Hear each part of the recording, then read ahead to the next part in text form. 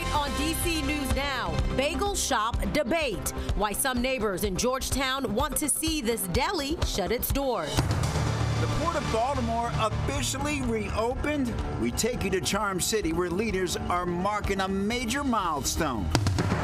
Temperatures are set to continue rising over the next few days. We'll let you know how hot it's going to be by Friday.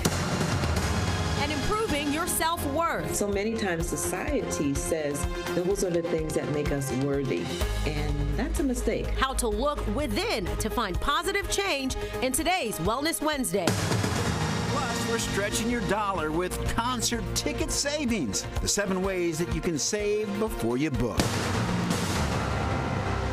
You're watching the station covering all of the DMV. This is DC News Now.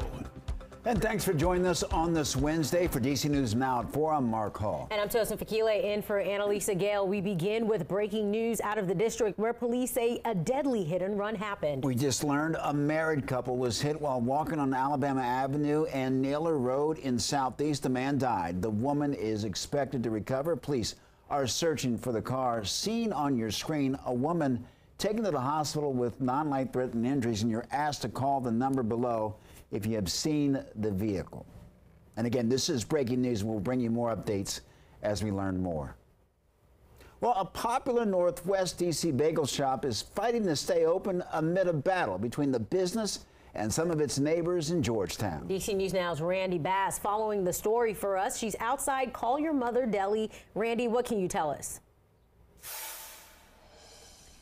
Hey guys, it's hard to miss the bright pink bagel shop at the center of tense controversy here in Georgetown. It sits among a sea of quiet row homes and houses here. And today, the debate between business owners and neighbors really came to a head during an hours-long city zoning meeting that's still going on right now. That back and forth has been going on since about 1:15 this afternoon. Right now, the bagel shop has a special exception that allows it to operate as a corner store that sells prepared foods, something that several neighborhood commissioners recently voted against. If that exception is taken away, it means the deli will probably have to close its doors. The first floor and basement there at 3428 O Street have only ever been used as a commercial space in the building's 175-year history.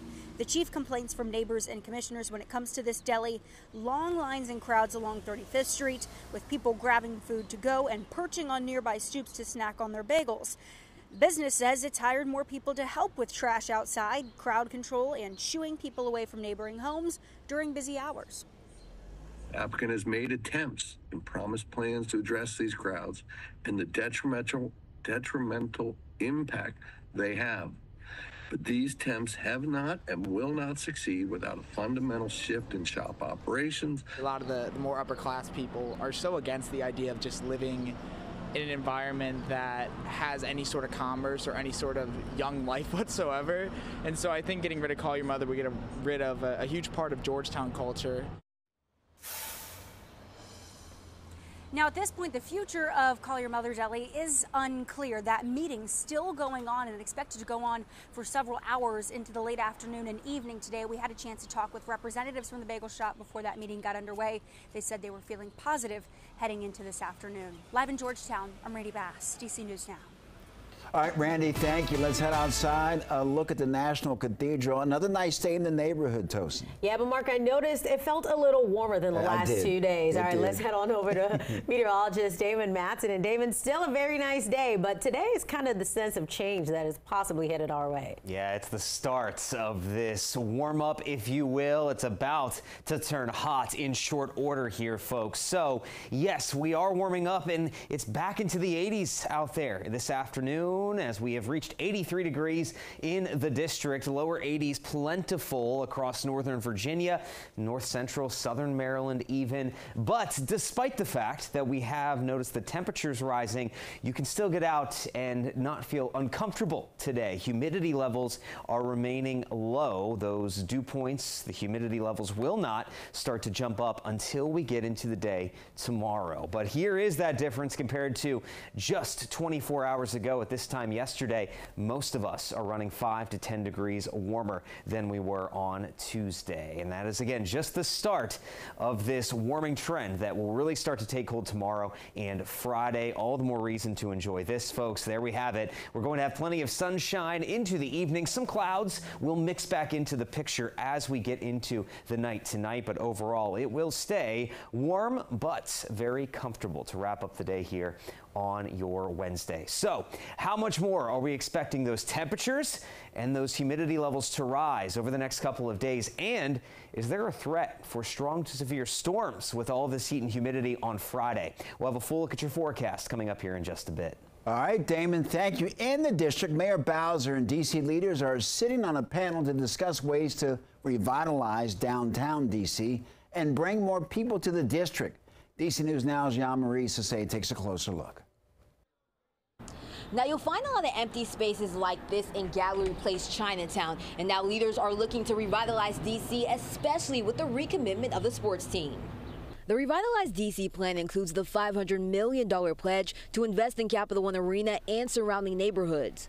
Originally, it was due to the Wizards and Capitals leaving, and now that they're staying, the goal is the same, to attract and retain visitors and businesses. We won't have as many people working in the downtown, but we still need to replace those people with activities, destination events, family engaging entertainment as well. We need to change how many office spaces to residential spaces. With the help of the Gallery Place Chinatown Task Force, the mayor shared during Wednesday's Biz Now panel that they're looking to convert some underutilized office spaces into housing and allowing public input to convert those spaces into other things. We say to anything. It could be a hotel, it could be family entertainment. She also says they have a goal of gaining 15,000 new residents. For many, crime in the district is a concern, but the mayor says it's going to take effort from everyone. We've seen crime trending down across the city with nearly 30% drops in violent crime, and that number has been more significant in Chinatown. And we know there's more work to do. Now, all of these plans are included in the mayor's budget, and the council will have their second budget vote today. For now, reporting in Northwest D.C., I'm Jean-Marie Sasay, D.C. News Now. Jean-Marie, thank you. Here in the district, the budget for the 2025 fiscal year has passed a second vote unanimously in council. That new budget restoring $70 million in funding to early childhood education. It also restores more than $25 million to individual school budgets, and it would also increase property taxes on properties worth over $2.5 million. The mayor weighing in on the new budget, saying that I remain greatly concerned that taken as a whole, the council's proposed budget and fiscal policy sets up our residents and businesses for even larger cuts to services and programs and additional tax hikes next year. The budget now heads to the mayor's desk for her approval. We head to Baltimore, where today Maryland Governor Wes Moore announcing the Port of Baltimore is officially reopened at full capacity. This comes 11 weeks after the Key Bridge collapsed. 6 construction workers lost their lives in that event. Officials say the $100 million operation to clear the port has removed 50,000 tons of debris from the water. Moore says his administration's final step is now to rebuild the Francis Scott Key Bridge.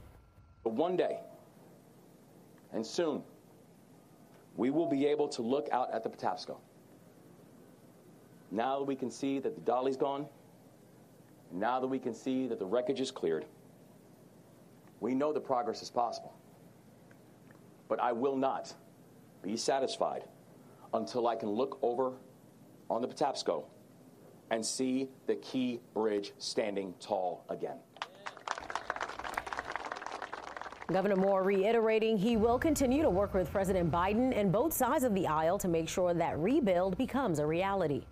Well, the NAACP is suing the Shenandoah County School Board over its decision to restore the names of 2 schools back to their original names honoring Confederate leaders. In a meeting in May, the board voted to revert 2 schools back to their original names honoring Confederate General Stonewall Jackson, Turner Ashby, and Robert E. Lee, after some residents told the board the names of the Confederate leaders were important to honor their heritage. However, NAACP now suing the board, saying that forcing black students to attend the school honoring Confederate leaders creates a school environment that denies them an equal opportunity to an education. We feel that this is an egregious action.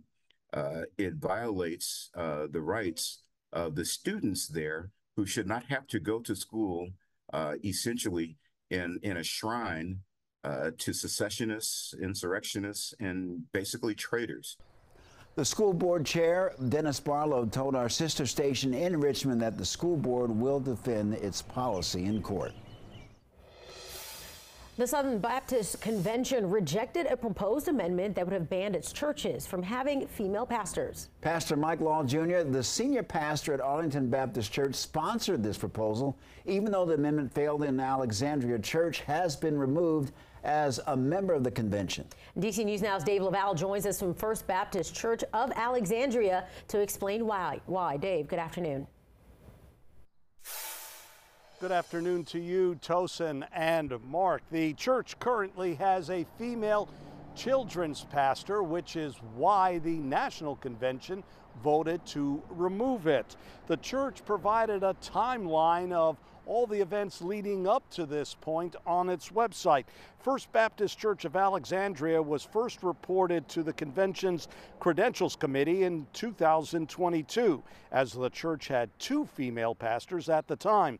2 Southern Baptist churches, one in Kentucky, the other in California, lost their memberships last year.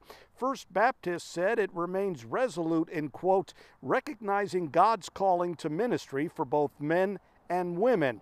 We've been told Senior Pastor Robert Stevens, who attended the National Convention in Indianapolis, will release a statement regarding what happened the last 2 days and address the church's future. And once we have that, you'll have that. We are live in Alexandria. Dave Laval, DC News Now.